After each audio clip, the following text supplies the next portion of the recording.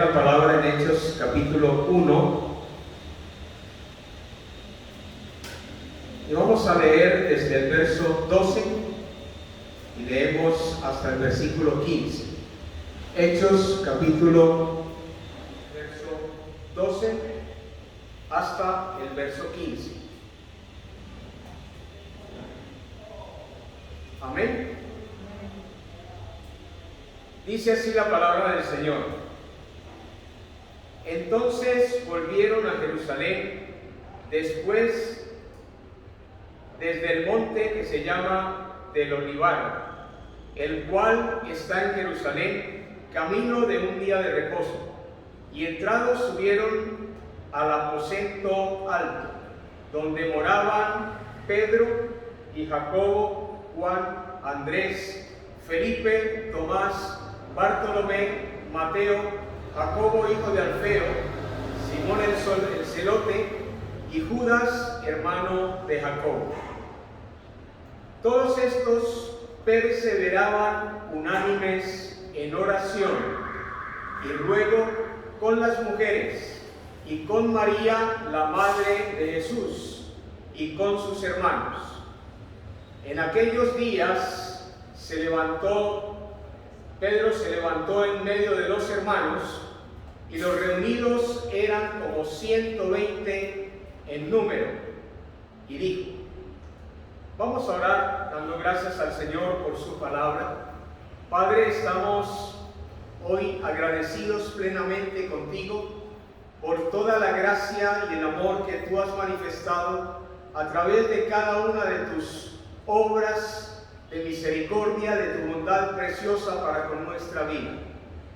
Hoy podemos decir que somos lo que somos, Señor, y perseveramos, amante Dios, en tu propósito eterno, única y exclusivamente por tu gracia. Porque somos, bendito Dios, lo que tú dices que somos, porque nuestra mente es la mente de Cristo, pero también, Señor, nuestros actos son expresión del comportamiento y la conducta, bendito Dios, que tú has querido forjar con nosotros a través de Cristo Jesús. Gracias por tu palabra, Señor. Edifícanos como siempre, y que tu palabra, Señor, quede como un clavo hincado dentro de nuestro corazón para que podamos interiorizarla y podamos vivir conforme a tu propósito y a tus estándares divinos, Señor. En el nombre precioso que es sobre todo nombre, el nombre de Jesús, oramos con agradecimiento. Amén. Bueno, mis amados, hace 8 días les compartí a ustedes acerca de la casa de Capernaum. Y he estado meditando y estudiando un poco sobre la casa del aposento alto. Pero creo que este tema es tan amplio que será esta una sección que demos sobre la casa del aposento alto, y en otra sección mucho más adelante quizás compartiremos más acerca de la casa del aposento alto. Esta casa que se menciona aquí es una casa que tiene un historial muy interesante. Hemos venido mostrando cómo el Señor ha tenido desde el principio de su desarrollo en la historia de la humanidad, siempre ha tenido lo que llamamos la casa. Y cuando hablamos de la casa, no estamos hablando necesariamente de una locatividad de 4 paredes. Lo que conforma una casa y lo que conforma una familia es a lo que nos referimos. No solamente a la locatividad donde Dios nos ha permitido estar, sino también a la familia y a lo que es ese calor de hogar y esa manifestación poderosa del Señor desde el interior de nuestro hogar. Es a lo que nosotros nos queremos referir. Y hoy quiero compartir con ustedes que la casa del aposento alto es casa de perseverancia. Es casa de perseverancia. En realidad, creo que lo que más puede edificar y construir un hogar al interior es la perseverancia que se forja al interior de esos hogares. Cómo Dios quiere fortalecer nuestras vidas en tiempos de padecimiento. Entonces, aunque el tema tiene que ver con la casa del aposento alto, quiero hablarles a ustedes de 5 aspectos que forjan nuestra perseverancia, porque la casa del aposento alto es precisamente casa de perseverancia. Es una casa de perseverancia, es casa donde sus seguidores y los que están allí al interior del hogar son personas perseverantes. Hoy podemos hablar de que por diferentes circunstancias, diferentes situaciones que hemos vivido, la pandemia, quizás la situación que estamos viviendo tan caótica, y que es una situación que ha tomado por sorpresa a toda la humanidad. Ha sido una crisis, diríamos, a nivel mundial, una crisis mundial, y que eso ha traído inestabilidad en tantas áreas. Ha traído inestabilidad en lo económico, ha traído inestabilidad en lo emocional, ha traído inestabilidad laboral y tantos otros tipos de inestabilidad que ha traído esto para el ser humano. Y no debería ser así, pero también ha traído inestabilidad, lamentablemente, a nivel de lo espiritual. Y es que esa casa del aposento alto desde un principio viene marcada con ese principio de perseverancia. Hay 3 ocasiones en la Biblia donde se nos habla de esta misma casa, y de acuerdo con el estudio de los que han profundizado en la escritura y los que han hecho estudios de tipo arqueológico y relacionan diferentes aspectos literarios de la escritura, nos muestran que esta casa es exactamente la misma casa que se dio cuando el Señor celebró la Pascua al final de su ministerio, cuando el Señor celebró la Pascua con sus discípulos. Desde allí ya se marcaba un camino forjado en la perseverancia. Desde ahí el Señor dijo: uno de ustedes me va a entregar. Y aún, eso está en Marcos capítulo 14, verso 22, en un momento posterior quizás lo meditaremos con mayor amplitud, pero el Señor desde ahí ya le está diciendo a los discípulos: el camino que yo voy a seguir es el camino de la pasión, es el camino de la cruz, es el camino del sufrimiento, es el camino del padecimiento. Muchos de ellos tenían expectativas grandes y aún imprecisas expectativas con respecto a lo que sería la manifestación del reino. Muchos pensaban, y de alguna forma el reino fue inaugurado con la venida de Jesús. 2 cosas tenía Jesús muy claras en ese momento. Tenía muy claro primero que iba a morir, eso lo tenía muy claro. Pero en segundo lugar también tenía muy claro que su reino había sido instaurado por la presencia del rey, pero también que su reino habría de venir. En un sentido, el reino de Dios estaba viniendo. El reino de Dios estaba viniendo ya por la presencia del rey. Hablar de la grandeza de ese reino era hablar de la grandeza del rey. Y desde ahí ya el Señor tiene que enfrentar un profundo dolor en su corazón, que tiene que ver precisamente con la perseverancia. Judas ya tenía en su corazón y venía fraguando la posibilidad de negar al Señor. Pedro inmediatamente pues iba a tener una experiencia de negación, pero también muchos de sus discípulos huirían frente al reto de la pasión.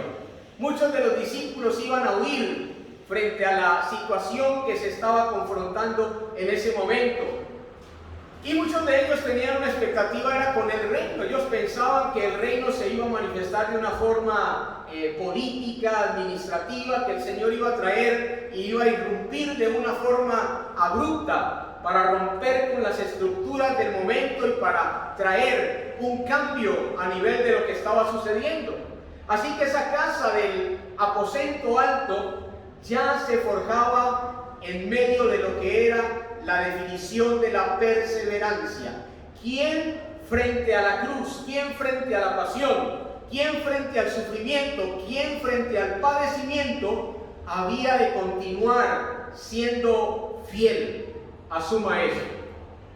Muy interesante, el Señor ya tenía todo preparado. Me llamó poderosamente la atención en Marcos que esa casa donde el Señor iba a participar de la Pascua con sus discípulos, Él buscó un momento muy especial, muy especial. Primero le dijo, los discípulos le preguntaron: Señor, ¿dónde vamos a preparar la Pascua para compartirla contigo? ¿Dónde vamos a comer la Pascua contigo? ¿Dónde vamos a tener ese momento tan especial que conmemora ese registro histórico de lo que tú hiciste al liberar al pueblo de Israel de la esclavitud de Egipto, al haberle librado de la pesadumbre de sus tareas, al haberle librado con mano poderosa y haber herido a Egipto por haber Egipto herido a su pueblo? ¿Dónde vamos a celebrar la Pascua? Interesante que en el Evangelio de San Marcos, los dos primeros capítulos tienen que ver con un tiempo de preparación para el ministerio de Jesús. Pero desde el capítulo 3 hasta el capítulo 9 tenemos un tiempo de popularidad en su ministerio, aunque también venía un tiempo de oposición para su ministerio. Pero del capítulo 10 hasta el 16, quizás más precisamente desde el capítulo 11, nosotros encontramos un tiempo de privacidad, donde el Señor quiere dedicarse a sus discípulos, donde quiere compartir con ellos, donde quiere inspirarlos y retarlos en la visión que había que continuar. Tenía que mostrarles cómo Él en ese momento, con su propio ejemplo, había perseverado, a pesar de que la copa que tenía que beber era una copa difícil. Era una copa dura para beberla. Era un trago amargo que Él tenía que pasar en beneficio de toda la humanidad. Así que esta casa del aposento alto fue en primer lugar la casa pascual. Fue la casa donde el Señor celebró la Pascua con los discípulos. Detalles muy interesantes se dan en aquel caso. Dice que Jesús le dijo a los discípulos cuando le responde a la pregunta: ¿dónde vamos a celebrar la Pascua? ¿Dónde vamos a comer la Pascua? Él dijo: id a la ciudad y allí vais a ver un hombre que lleva un cántaro de agua y seguirle. Y luego donde ese hombre entrare, decirle al dueño de la casa, interesante, decirle al dueño de la casa: ¿dónde están todos los preparativos donde voy a celebrar la Pascua? Quiere decir que el Señor nos está mostrando a nosotros que Él, ni siquiera en el último momento de su vida, Él improvisó con el último momento de su vida. Jesús tenía todo preparado, y cuando usted estudia la última semana de la pasión de Jesús, usted se da cuenta de la cronología, de la rigurosidad, el detalle y la meticulosidad que el Señor tuvo para preparar la última semana de la pasión. Todo estaba preparado. Y ahora le dice a los discípulos que le preparen la Pascua y que cuando vean un hombre llevando un cántaro, no era lo normal, era una señal muy clara para los discípulos. Porque uno pudo haber pensado: bueno, estamos en plena época de Pascua, hay diferentes nacionalidades, hay prosélitos, hay judíos que vienen a la celebración de la Pascua. Uno podría decir que el Señor les dice: cuando vean un hombre llevando un cántaro con agua. Resulta que en aquella época los que hacían este desempeño no eran los hombres, eran las mujeres. Las mujeres eran las que llevaban un cántaro sobre su cabeza o a sus espaldas para cargar el agua. Así que era una señal muy específica que el Señor les estaba dando. Y ese aposento alto, el Señor dijo que allí encontrarían un aposento amplio. Eso en la versión de Marcos dice que encontrarían allí un aposento alto, pero que hablaran con el dueño de la casa. Hablaran con el dueño de la casa para que le preguntaran: ¿dónde están las cosas que yo he preparado para la celebración de la Pascua. Mis amados, es por el dueño de la casa, es a través del sacerdote de la casa, es a través de la persona cabeza de hogar que Dios siempre quiere entrar en nuestros hogares, que Dios quiere que le preparemos a Él nuestros hogares para que Él pueda compartir intimidad con nosotros como sus discípulos, sus seguidores y también sus ministros. Es a través del dueño de la casa, cada uno de ustedes como señor, como dueño mejor de la casa, como cabeza de su hogar, es quien tiene que permitir que el sacrificio de Cristo, que la obra de Cristo, expiatoria, perdonadora, condonadora de los pecados para la humanidad, sea la que permee el ambiente de nuestros hogares. Las casas en aquella época eran unas casas, parecían casas unifamiliares. Imagínense dos cajas. De alguna forma, creo que este local tiene la forma como de un aposento alto. Eran en la forma, tenían un piso, la primera caja estaba abajo, donde estaban los residentes, y en el segundo piso había un cuarto que a veces se guardaba con diferentes propósitos. Uno de los propósitos era el almacenamiento de diferentes cosas.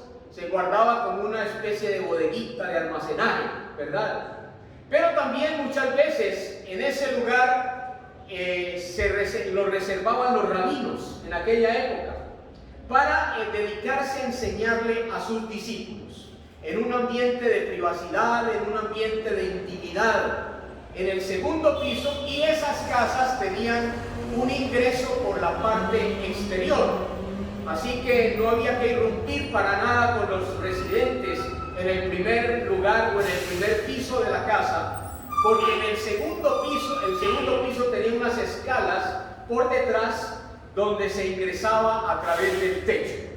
Ya estamos asociando eso seguramente con el relato de aquel paralítico que Jesús sanó, ¿verdad? Como los hombres que trabajaron en equipo subieron y por el techo hicieron una abertura para ingresar al interior de la casa. El aposento alto era un lugar que el Señor dijo: allí encontraréis una casa amplia y allí voy a compartir con ustedes los últimos momentos, los momentos de mi pasión.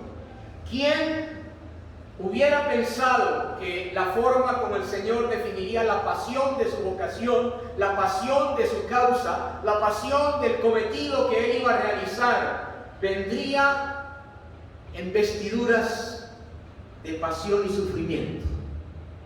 Hoy lo que nosotros llamamos pasión, en el término pasión, es muy diferente. Hoy nosotros pensamos que pasión es tener una alta motivación, un alto impulso, una iniciativa, una tendencia hacia algo glorioso, hacia algo grande. Y de hecho, no por eso quiero decir que la pasión y el sufrimiento de Jesús no fuera algo glorioso y fuera algo grandioso. Tan grandioso que gracias a la obra de la pasión, usted y yo estamos hoy aquí. Tan grandioso que gracias a la pasión de Cristo, usted y yo hoy podemos estar perseverantes en los caminos de Dios. Pero lo que definimos pasión hoy es de pronto el trazarnos una meta, trazarnos ideales que de pronto muchas veces lejos pueden estar de considerar el costo y el precio que puede tener el lograr una pasión. Pero la pasión con la que Jesús ilustró su obra redentora, ilustró la causa por la que Él había venido a este mundo, estaba revestida en primer lugar de una copa de sufrimiento que daría lugar a la copa del reino. Nos agrada mucho y muchos hoy están inquietos con el tema del reino. Me faltaría tiempo para hablar del tema del reino en estos tres pasajes, porque fue una sorpresa tremenda estudiar este pasaje y entender tantas cosas que quizás no había comprendido sobre la Pascua misma. Pero será para otra ocasión, ¿verdad? El Señor aquí está en un contexto donde se está debatiendo entre lo que es la opresión, donde es el padecimiento, el sufrimiento, pero también lo que es el surgimiento de su obra liberadora y también el establecimiento mismo del reino de Dios. Y es así como llegamos al segundo pasaje donde nos habla. Primero está en Marcos y obviamente también está en las otras versiones de los evangelios, pero también está la casa del aposento aquí en Pentecostés. No solamente fue la casa pascual, no solamente fue la casa de compartimiento íntimo de los discípulos con su Señor en el último momento de la pasión, sino que también fue la casa pentecostal. No solo fue la casa de la Pascua, fue la casa pascual, sino que fue la casa también pentecostal. Casi con un contexto muy similar al que se presenta también en Marcos, porque es un contexto donde el Señor le dice a los discípulos: espérenme allí en el aposento alto. Y estaban esperando precisamente la manifestación del poder y la promesa del Espíritu Santo de Dios que habría de venir por parte del Padre. Y la tercera vez que encontramos esa casa, la encontramos en el libro de Hechos capítulo 12, versículo 12. Tampoco lo vamos a meditar ahora, pero es la casa de María, la que fue madre del evangelista Juan Marcos, quien escribió todo el evangelio de Marcos. Y era una casa que se caracterizó por la piedad. Yo le llamaría, en un término un poquito más de la historia de la iglesia, una casa pietista. Una casa donde se manifestó un gran avivamiento de carácter espiritual. Una casa donde la oración era la que iba a dar testimonio posteriormente de muchas grandes cosas. Dentro de ellas, el surgimiento de un gran hombre de Dios como lo fue Juan Marcos, el autor del Evangelio de Marcos. Así que la casa del aposento alto, a manera de trasfondo, fue la casa pascual. Fue la casa donde el Señor compartió intimidad de una forma preparada, no improvisada, no superflua. Fue la forma donde el Señor compartió con sus discípulos los momentos quizás más difíciles de su vida. Pero también fue el momento más glorioso, fue el momento más impertérrito, fue el momento más glorioso y más grandioso también, con el derramamiento de Pentecostés, del Espíritu Santo de Dios sobre sus vidas. Y también fue el aposento, fue el lugar que posteriormente daría lugar a hombres que saldrían a las misiones, a hombres que desempeñarían la tarea de las misiones. Pero quiero hacer un énfasis en que la casa del aposento alto hoy es una casa de perseverancia. Desde el Pentecostés, desde la Pascua y aún desde Pentecostés, ya el Señor estaba invitando a los discípulos a perseverar. Y es a la invitación que yo quiero hacerles a cada uno de ustedes. En tiempos de padecimiento, la casa del aposento alto puede ser la casa donde nosotros podamos perseverar.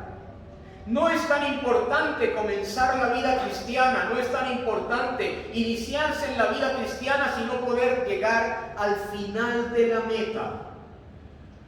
En un documental que estaba viendo me llamó poderosamente la atención una frase que decía: jamás califiques y evalúes la fidelidad de alguien hasta que no conozcas su final. Jamás califiques la felicidad de alguien, ni evalúes la felicidad de alguien hasta no saber completamente cuál será su final. Por eso el Evangelio nos llama a la perseverancia. El Evangelio nos llama a perseverar. No se trata de que nosotros nos motivemos por días, por tiempos, por momentos, sino que bajo toda circunstancia, bajo cualquier momento, nosotros seamos perseverantes en Dios. Y hay 5 aspectos que te quiero compartir en el libro de Hechos, 5 aspectos que forjan la perseverancia de un hogar del aposento alto. Interesantemente, la palabra perseverancia ocurre 5 veces en el libro de Hechos. Y cada uno de ellos tiene un profundo significado, tiene un profundo sentido y una significancia muy trascendental para nosotros, para cada uno de aquellos que queremos perseverar en los caminos de Dios. En tiempo de pandemia, en tiempo de crisis, en tiempo de coronavirus, en tiempo de plaga, en tiempo de lo que sea, cada uno de nosotros somos llamados a perseverar en el Señor. La primera ocasión que nos invita a perseverar está en Hechos capítulo 1, versículo 14. Precisamente allí en el aposento alto, dice el versículo 14, y todos estos, es decir, Pedro, Jacobo, Mateo, Andrés, Felipe, Tomás, Bartolomé, todos los que menciona en el versículo anterior, estaban perseverando. ¿Dónde se fundamenta? ¿Dónde se basa la perseverancia de un cristiano? La perseverancia de un cristiano se fundamenta en primer lugar en su devoción a Dios. La perseverancia se basa y se fundamenta en primer lugar en su devoción a Dios. Y esa devoción la voy a calificar con 3 aspectos que nos menciona el pasaje, quizás 4. Primero dice que todos ellos, así que era un sentir comunitario, era un sentir colectivo, era toda la comunidad la que estaba allí perseverando. De estos 120 que más adelante describe que eran como 120, era toda la comunidad la que estaba perseverando. Como comunidad, el reto imbatible es a que cada uno de nosotros, todos unidos, estemos perseverando. Pero ¿dónde se basaba esa perseverancia comunitaria? Dice que en la unanimidad. Podemos estar juntos, podemos estar en unión, podemos estar aún reunidos, pero eso no significa que estamos unánimes.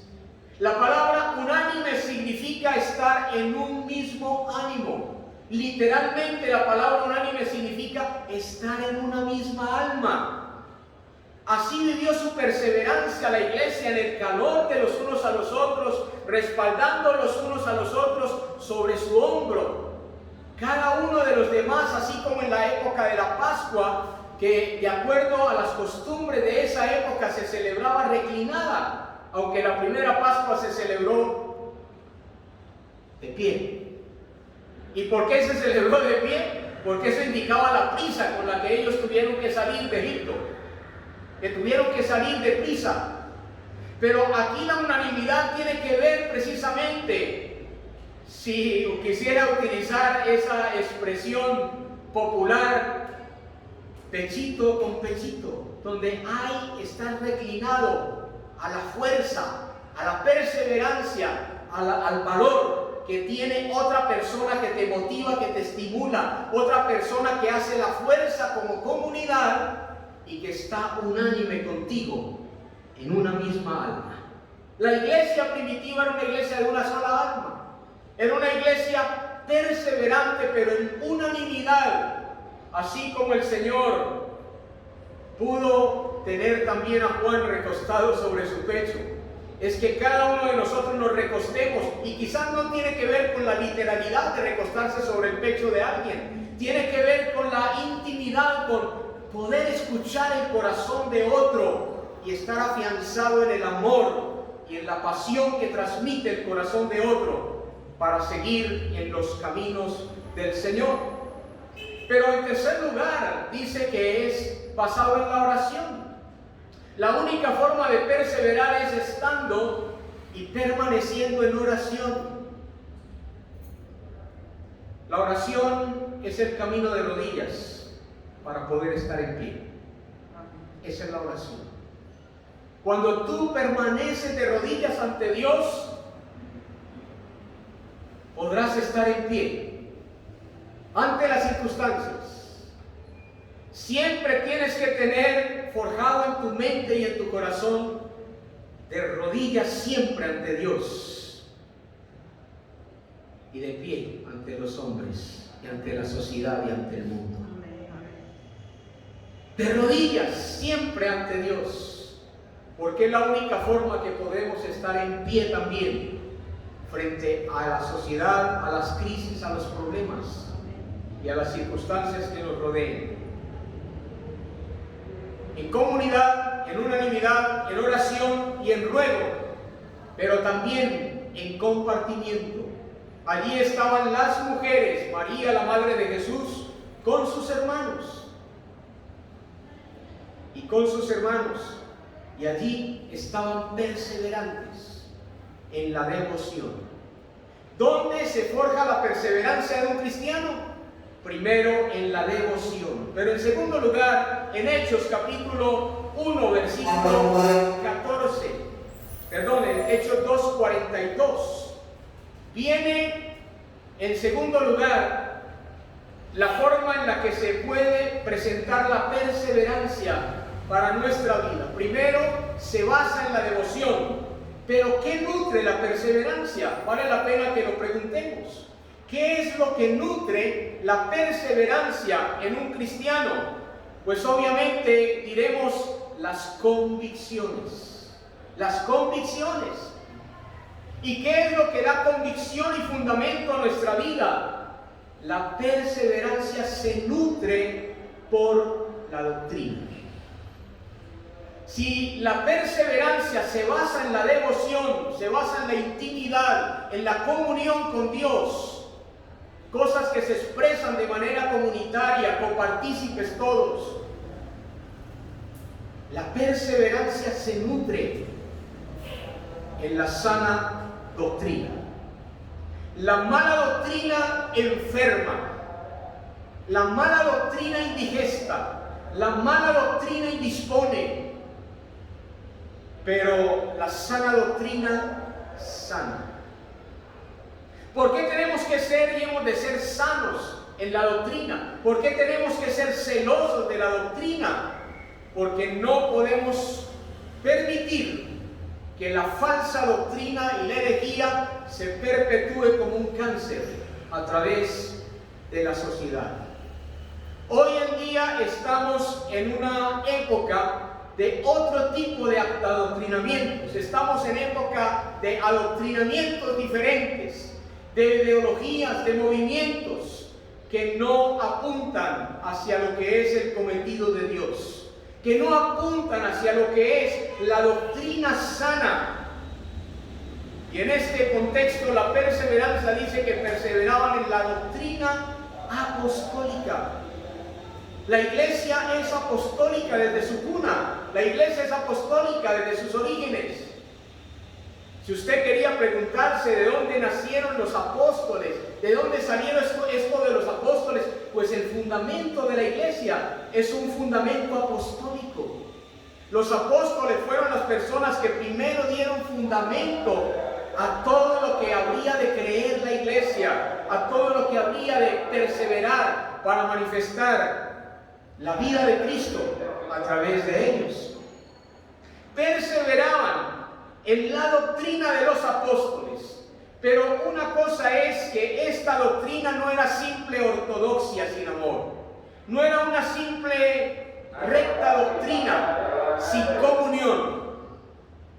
Podemos conocer mucho de la palabra, podemos tener amplias convicciones, podemos tener un amplio bagaje doctrinal en nuestra vida, pero esa doctrina, esos sermones que recibimos, esa palabra que recibimos, tiene que ser expresada en comunión.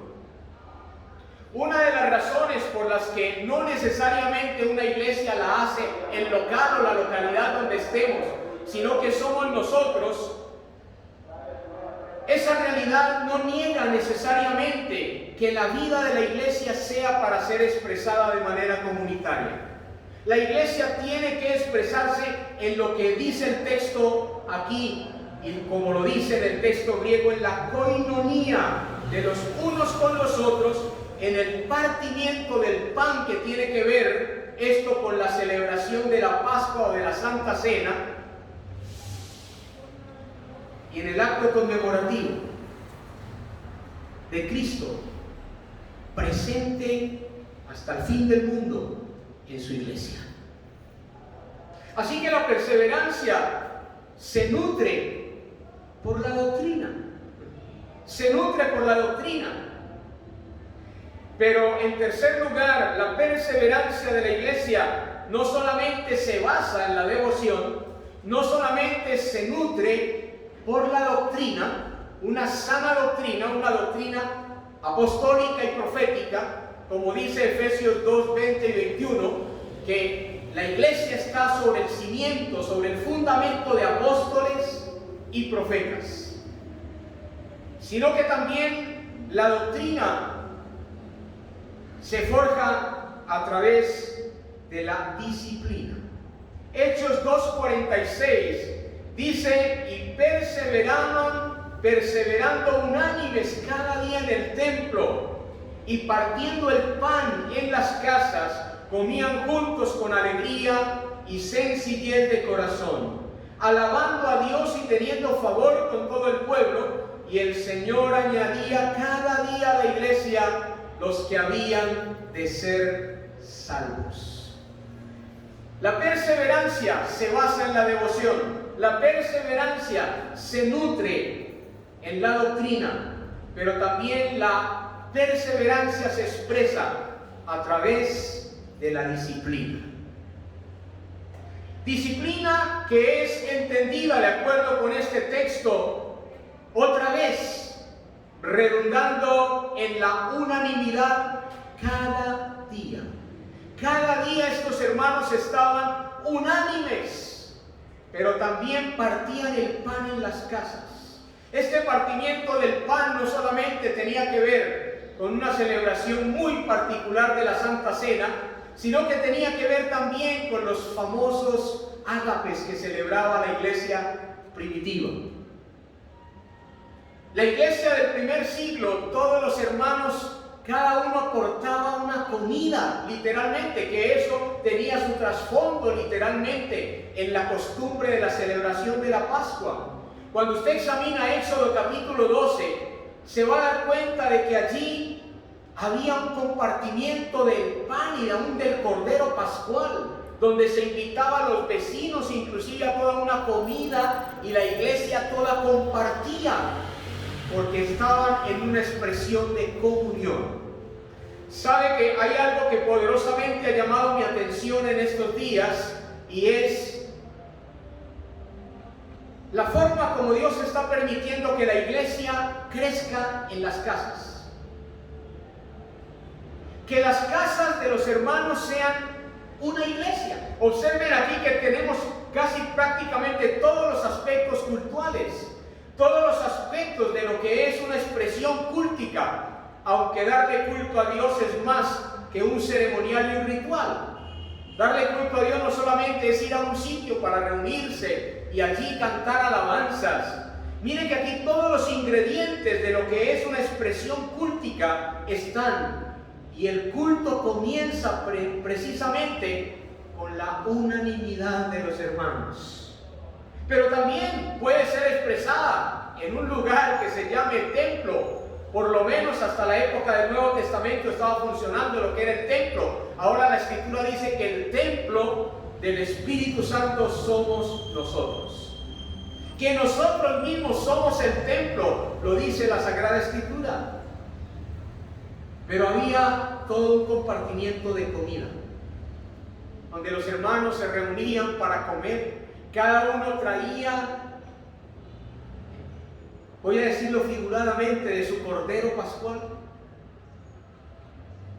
y compartían en familia. El verdadero sentido de tener una casa familia pascual, una casa familia pentecostal donde el Espíritu Santo de Dios obre, una casa familia pietista o piadosa, donde el avivamiento del mundo espiritual llegue a esa casa, es precisamente donde hay la vida de Dios fluyendo a través de la comunión, donde hay comunión de los hermanos unos con otros. ¿Cómo está nuestra iglesia de comunión, hermanos? ¿Qué tanto compartimos nosotros como iglesia? A lo mejor son experiencias muy puntuales. Aún en las iglesias Mucha experiencia de compartimiento tiene que ver con experiencias puntuales. Yo le doy gracias por hermanos que en ocasiones, aún a su hogar, nos han invitado a mi esposa y a mí a cenar y hemos podido compartir con esos hermanos. Y no es lo mismo estar en la congregación, no es lo mismo estar aquí congregados que estar al interior de un hogar donde estamos alrededor de una comida, donde quizás estamos alrededor de un parqués, donde quizás estamos alrededor de un compartimiento, de una comida, y poder sentir en carne y hueso a mi hermano, a mi hermana, y poder compartir con él una preciosa comida alrededor de la comunión en Cristo Jesús. La cena primitiva no era solamente el partimiento del pan y de la copa, no era solamente ni siquiera como se expresa en el ámbito religioso tradicional, donde le decían a uno que sacara la lengua para meterse la llamada hostia, y el vino se lo tomaba el ministro, el religioso, el sacerdote,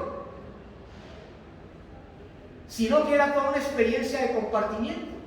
Sabes que en este momento me ha sorprendido que hay congregaciones que se llaman la iglesia en casa. Y la iglesia en casa es una congregación que está creciendo, donde los servicios llamados de culto, los servicios cultuales, son servicios donde los hermanos tienen toda una comida. Cada uno de los hermanos trae comida. Y a veces son reuniones increíbles, hasta de 2, 3 horas, 4 horas, compartiendo al interior de un hogar. Hay particularmente un ministerio que se llama así, la iglesia en casa. Y ese ministerio habla de tener membresías y participantes hasta de 3,000 y 4,000 miembros reunidos en su casa, compartiendo, donde los hermanos interactúan y comparten unos con otros. A veces lo máximo que nosotros compartimos es un saludo, y a veces ni el saludo. A veces de lejos, hermano, ¿cómo estás? Hermano, Dios te bendiga. Bueno, ya el Señor nos ha bendecido con toda bendición en los lugares celestiales en Cristo. Hermano, eres bendecido, deberíamos decir en todo momento.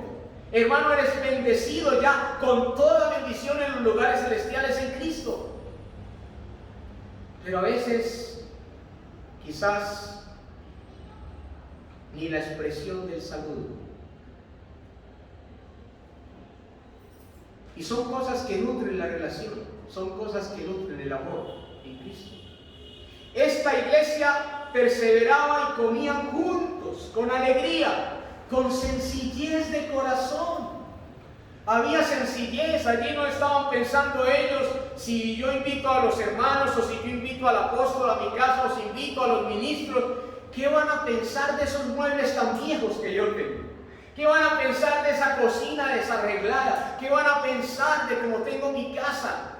No, allí había sencillez para compartir.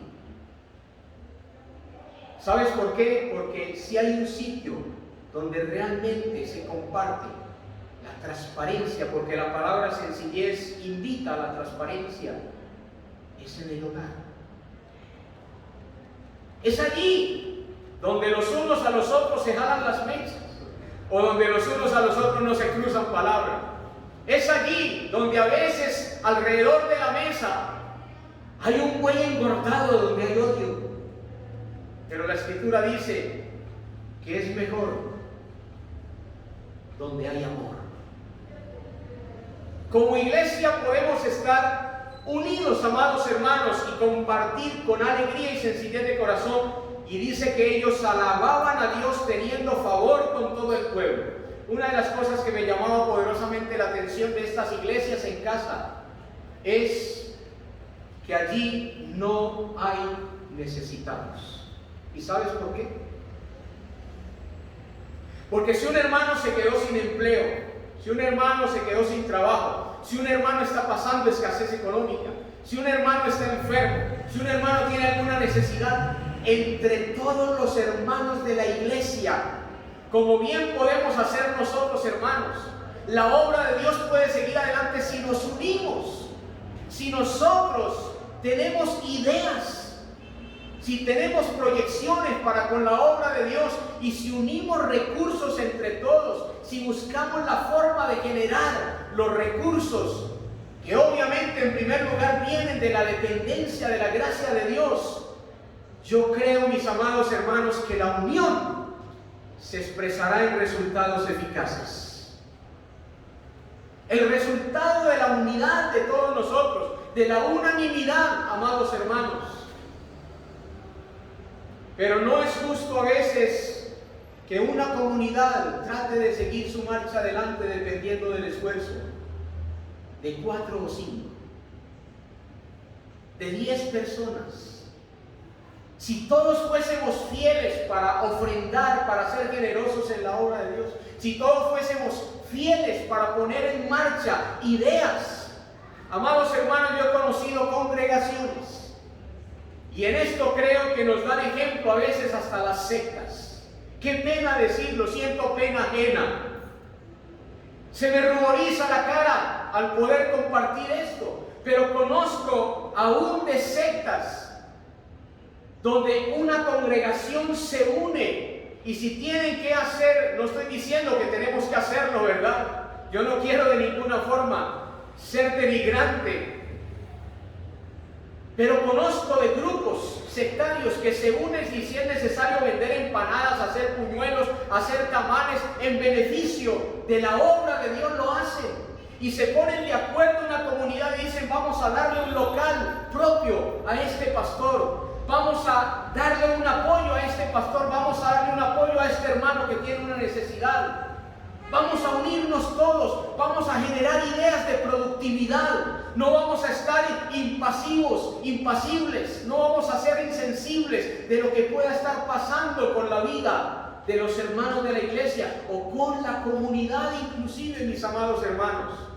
Créame que si usted genera ideas, créame que si usted genera recursos respaldados por la gracia de Dios, la obra de Dios podrá continuar y perseverar adelante, mis amados hermanos. Y sobre todo cuando usted pone unanimidad, cuando usted se une en una misma alma, cuando usted está dispuesto a compartir con alegría, no de una forma onerosa ni obligatoria, cuando usted está dispuesto a compartir con alegría y con sencillez de corazón, alabando a Dios y teniendo favor con todo el pueblo, favor con todo el pueblo. Una de las cosas que se vive en estas casas iglesia es: si hay un necesitado, entre todos los hermanos se ponen de acuerdo y dicen: aquí no puede haber ningún necesitado.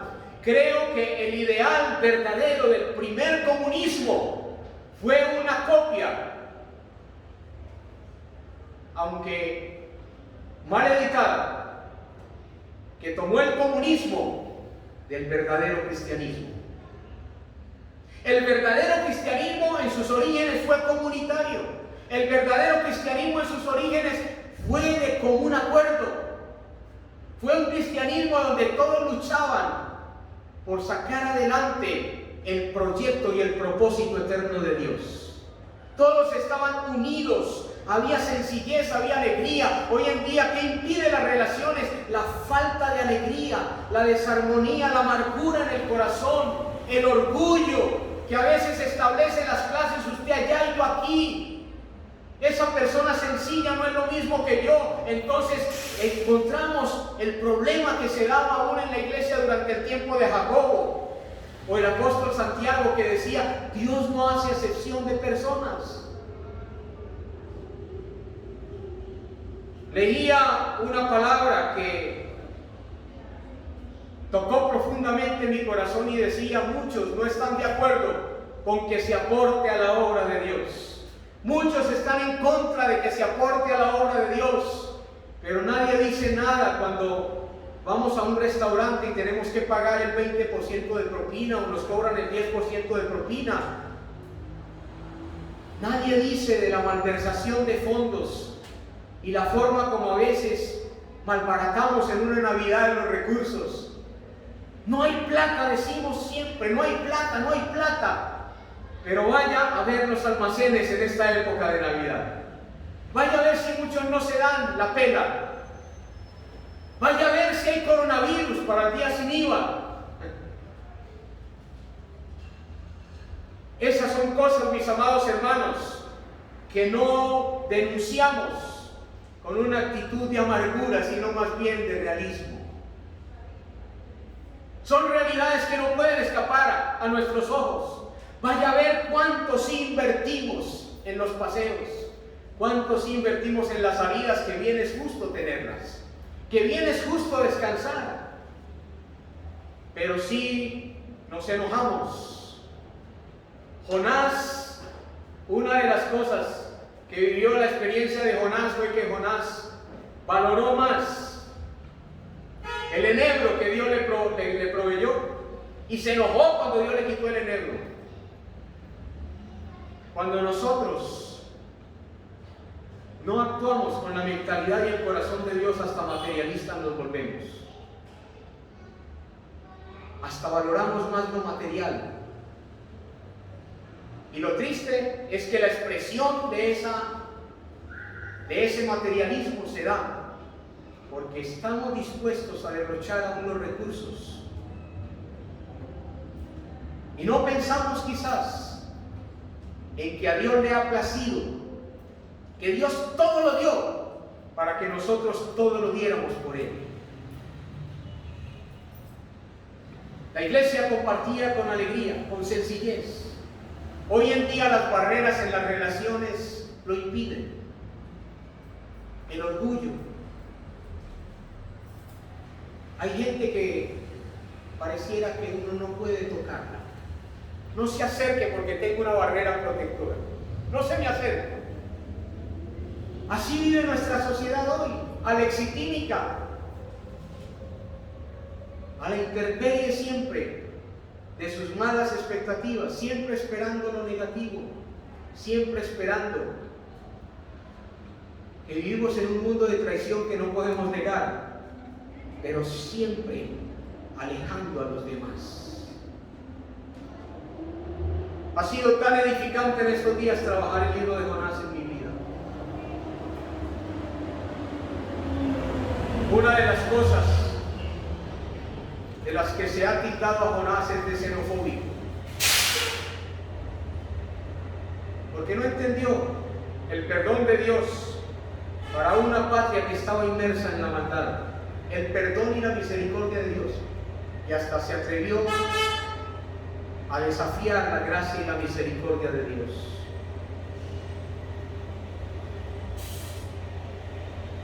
Hay algo cuando nosotros no estamos de acuerdo con el carácter de Dios, que es preferible para un individualista.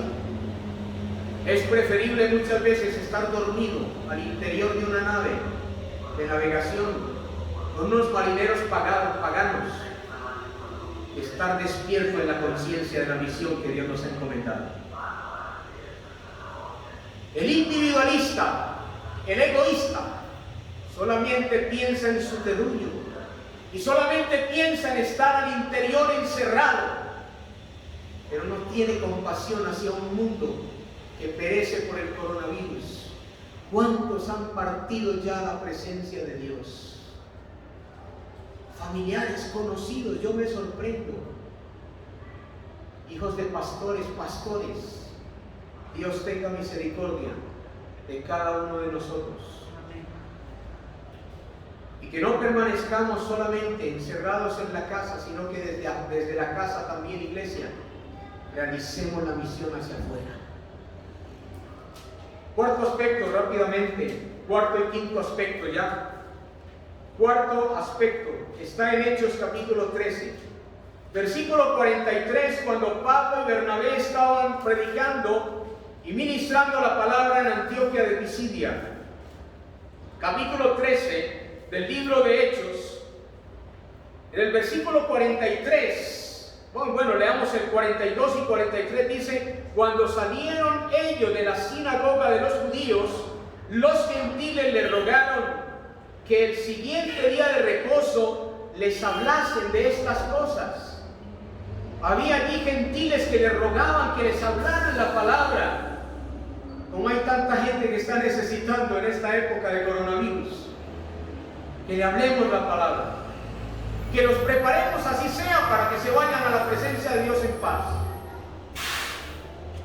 Y dice, y despedida la congregación, muchos de los judíos y de los prosélitos piadosos siguieron a Pablo y Bernabé, quienes hablándoles les persuadían a que perseverasen en la gracia de Dios.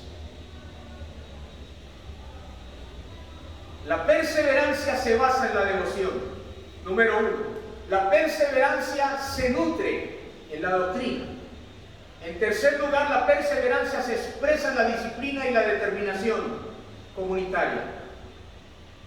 Pero en cuarto lugar, la perseverancia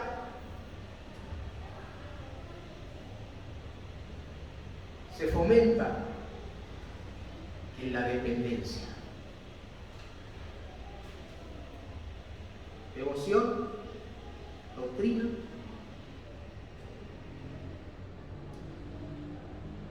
dependencia. En la dependencia de la gracia de Dios, usted y yo somos lo que somos por la gracia de Dios. Amén. ¿Creen que la gracia de Dios amerita que perseveremos? ¿Creen que lo que Dios hizo por nosotros amerita que nosotros perseveremos? Y Él perseveró, y ante la última copa que tuvo que beber, la copa de sufrimiento, para poder establecer los fundamentos para la copa del reino,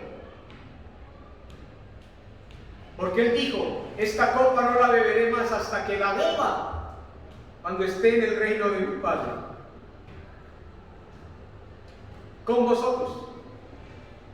En la Pascua, no tengo el tiempo de explicar esto, hubo 4 copas que se bebían durante la celebración de la Pascua. Estaba la Pascua del Kiddush, estaba la Pascua del Agadá, estaba la Pascua de acción la copa de acción de gracias. Estaba la copa que celebraba la nueva realidad de la libertad. Y esas 4 copas están expresadas en las promesas que Dios dio en la Pascua en el Antiguo Testamento.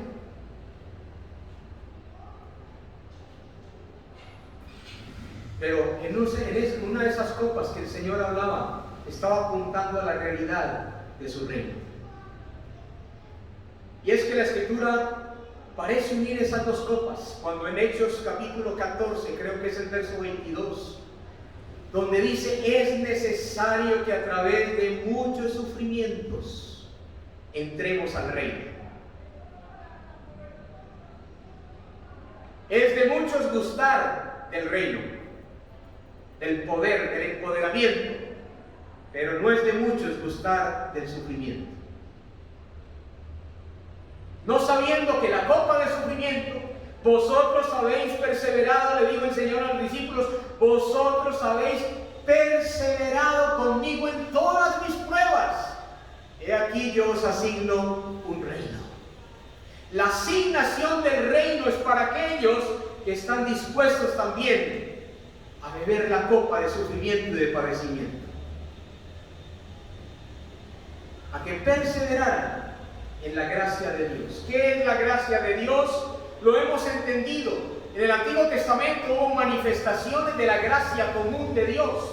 Cuando hablo de común, quiero decir que no se refiere explícitamente a la gracia extraordinaria de parte de Dios. Del Antiguo Testamento dice, por ejemplo, que Noé halló gracia ante los ojos de Dios. Nos habla de las manifestaciones de la gracia de Dios en el Antiguo Testamento para muchos de sus siervos. Pero el libro de San Juan, el Evangelio de San Juan dice que la gracia y la verdad vinieron a través de la persona de Jesucristo. Jesucristo tuvo una nueva dimensión, trajo una nueva dimensión a través del nuevo pacto, como el Cordero Pascual que Él fue y que sigue siendo, porque aquí el Cordero de Dios que quita el pecado del mundo. A través de esa Pascua que Jesús nos permite participar, Jesucristo trae sobre nosotros, mis amados hermanos, la plenitud de la gracia. Usted y yo disfrutamos de una gracia superior a la gracia que Dios permitió disfrutar a todos los del antiguo pacto. ¿Qué más gracia que Dios haberse dado a sí mismo? ¿Qué más gracia que Dios haberse encarnado? ¿Qué más gracia que Jesucristo haberse anonadado y humillado en beneficio de cada uno de nosotros? La gracia y la verdad vinieron a través de Jesucristo. La ley establecía una relación con Dios basada en la obediencia. Escúcheme bien esto. La ley establecía una relación y una comunión con Dios que se basaba en el cumplimiento de los preceptos, de los estatutos, de los mandamientos. En síntesis, se basaba en la obediencia. Pero Jesucristo vino para que el establecimiento de la relación con Dios ya no estuviese basada en la obligatoriedad, no estuviese basada en la moralidad, no estuviese basada en la obediencia, sino que estuviese establecida sobre la base del amor. Por eso Él dijo: esta copa es mi sangre que por vosotros se derrama. Haciendo alusión con la palabra derramar a lo que era el sacrificio de libación del Antiguo Testamento, que era el sacrificio derramado, el sacrificio líquido que se vertía.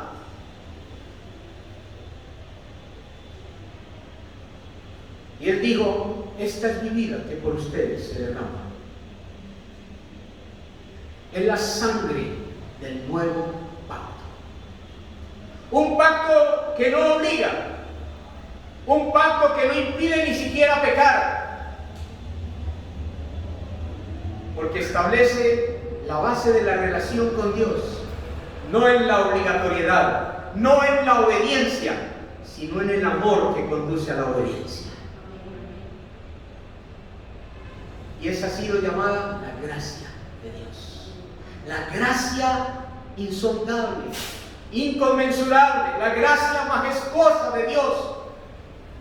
Si alguien quiere mayor manifestación de gracia que la que fue dada en Jesucristo, está esperando en algo insulso, en algo irreal, en algo inoperante.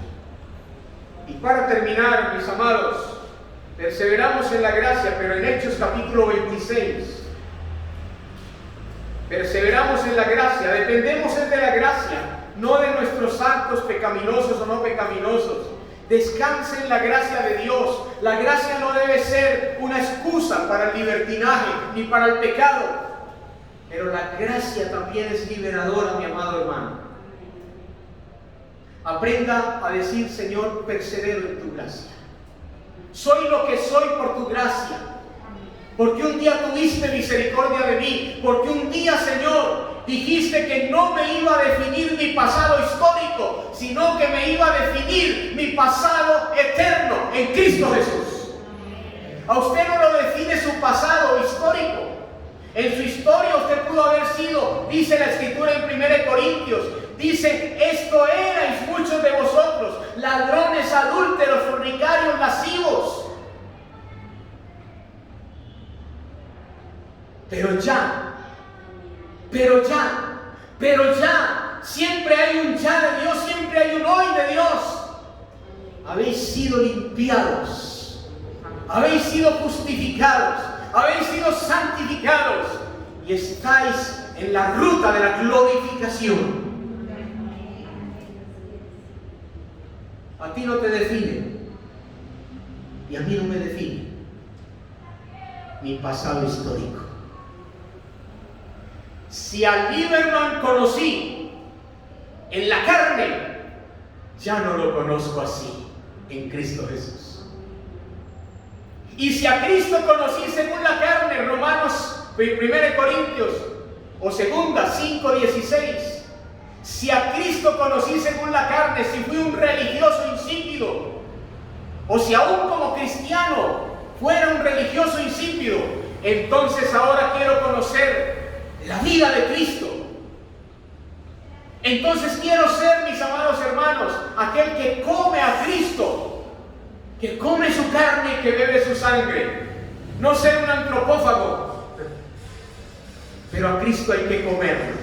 Ese es el mensaje de la Pascua. A Cristo hay que comerlo, y es comiendo a Cristo que yo puedo manifestar a Cristo. Mensaje que no entendieron en Juan capítulo 6, sobre una de las primeras enseñanzas sobre la Pascua anticipada que dio Jesús. Ustedes tienen que comerme a mí.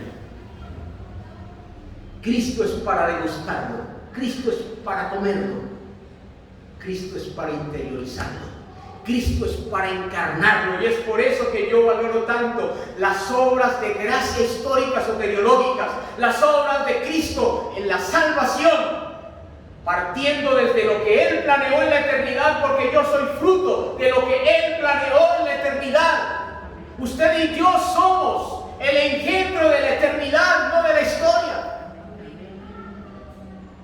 A usted no lo define su pasado histórico, ni un fracaso que haya tenido en su matrimonio, ni un fracaso, ni un divorcio. A usted no lo define ya un fracaso que usted haya tenido en su sexualidad, no lo define un fracaso que haya tenido en la economía, una quiebra en los negocios, no lo define una quiebra o un fracaso en algún aspecto de su vida.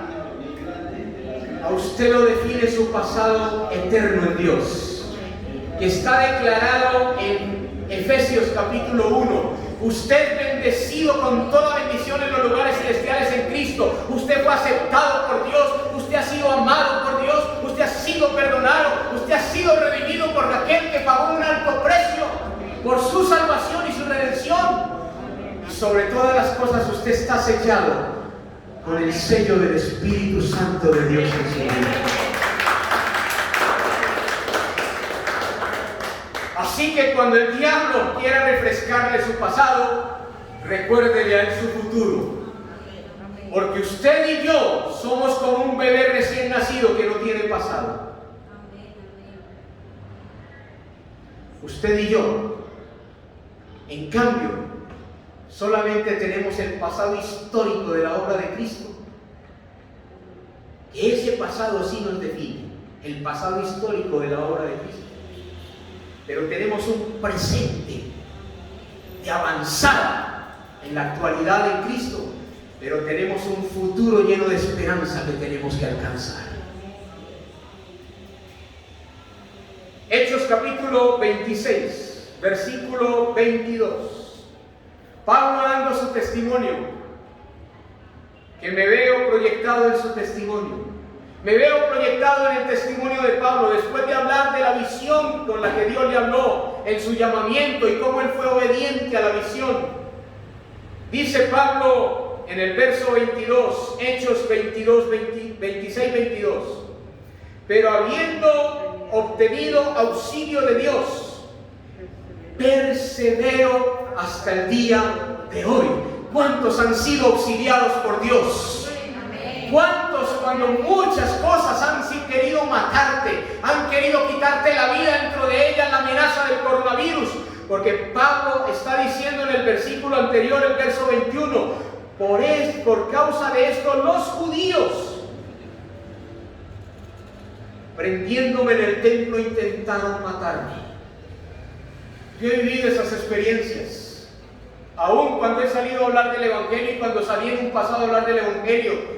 Me pusieron revólveres, me pusieron un arma en mi frente.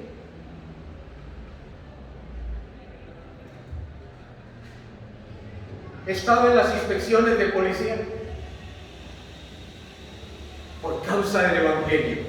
Afortunadamente no por causa de ser un ladrón o de ser un deshonesto o de ser un falto de integridad o un doble moral,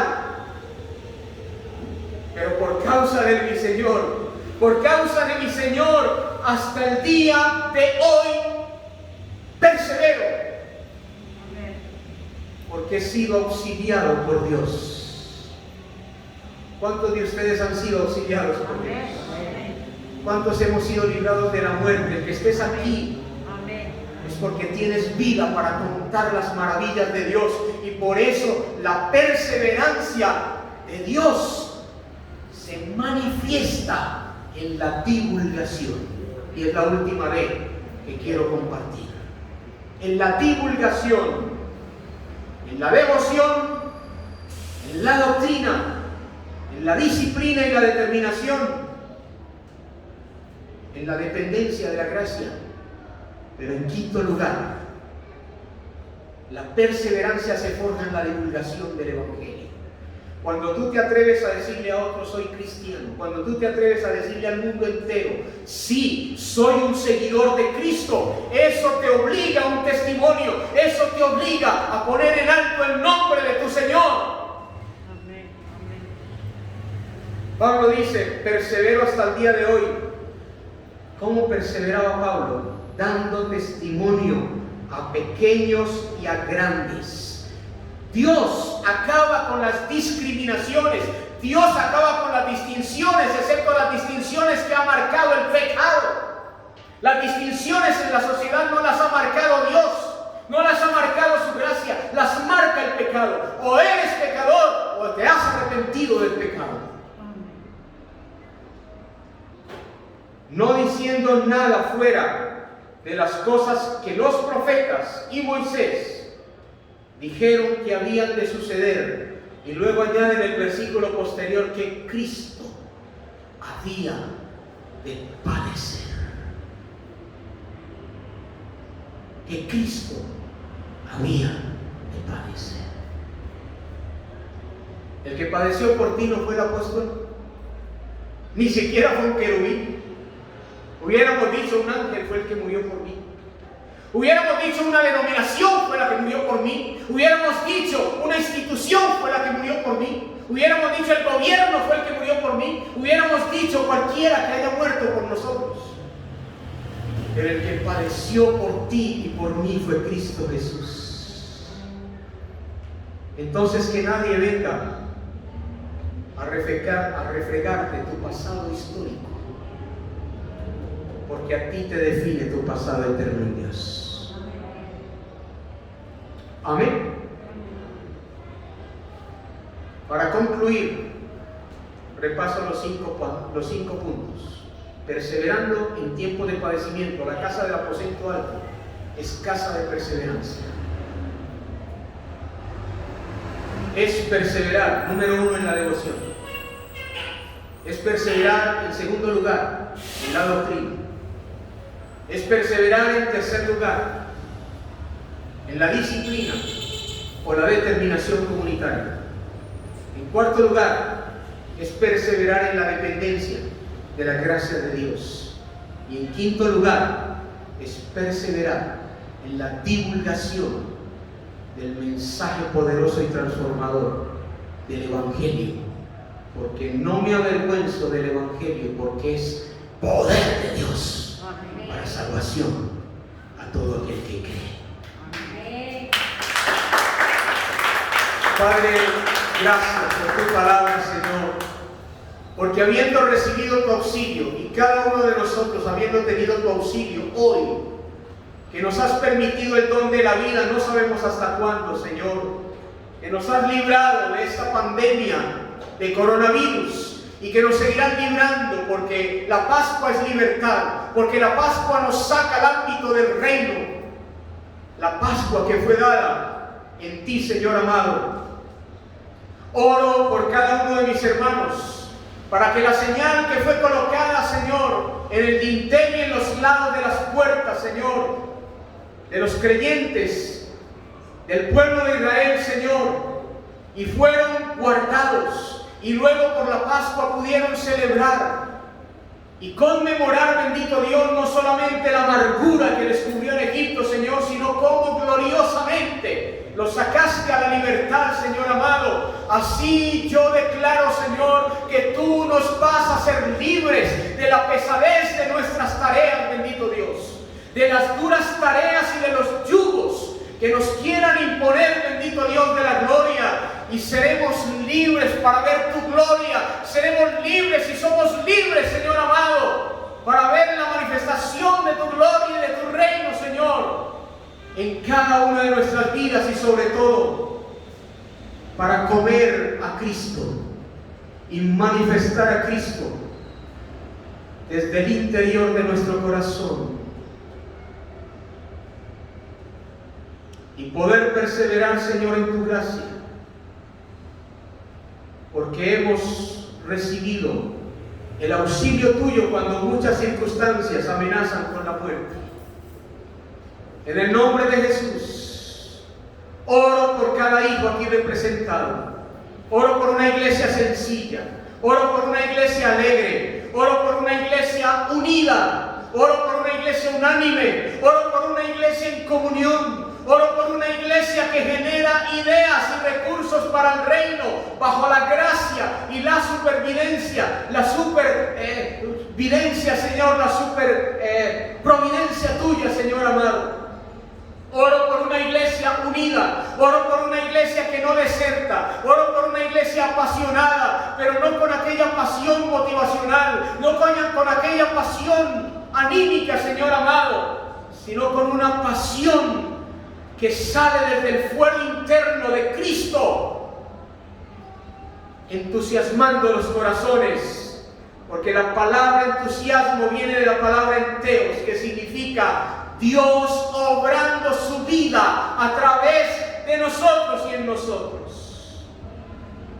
Señor, enviamos tu palabra de poder y autoridad sobre aquellos que están enfermos, necesitados, quebrantados, que están desanimados, Padre Celestial. Enviamos tu palabra, Señor, y a través de estos medios de comunicación, del internet que tú nos permites, Señor amado, transmitir tu palabra a toda persona, aún si alguien está escuchando esta palabra, Señor, en este preciso momento de transmisión de este mensaje. Señor, envía una palabra, Señor, de sanidad, una palabra, Señor, de libertad, una palabra del reino de Dios, una palabra de autoridad, Señor, que levanta al paralítico, que hace de mi casa y de mi hogar y de mi familia un hogar transformado, Señor. Mira la angustia de cada madre, mira las lágrimas, Señor, de cada oración que se ha pronunciado en el lugar alto, Señor, delante de tu presencia y en la intimidad contigo, que eres nuestro rabí y nuestro maestro, Señor. Hoy, Señor, nos auspiciamos de tu auxilio. Hoy, Señor, decimos, dependemos enteramente de tu gracia, soberano Rey. Y aquí está nuestra vida para divulgar a grandes, a pequeños, el mensaje poderoso del Evangelio del reino de Dios. En Cristo Jesús, yo hoy, Señor, visiono para la iglesia hogares restaurados, hogares donde la alegría se siente, hogares, Señor, donde hay sencillez de corazón para comernos un chocolate, para comernos, Señor, un pan, para comernos, Señor, el plato de comida y poder, Señor, consumir todo el cordero asado que se hacía, Señor amado, en la Pascua. Compartir, Señor amado, con el vecino, compartir con ellos lo que podemos compartir, Señor amado, que es el amor de Cristo y una relación establecida sobre el fundamento, no de la obligatoriedad, no de la religiosidad, no del ritualismo, no de la ideología, no de la tradición, sino sobre el Evangelio de la gracia y una relación establecida en el amor a Dios en nuestros corazones. Gracias, Señor. Gracias por tu gracia abundante sobre nuestras vidas. Gracias por esa gracia que perdona, por esa gracia que beneficia, por esa gracia benéfica, por esa gracia que trajo sobre todas las cosas la plenitud de Cristo a nuestro corazón. En Cristo Jesús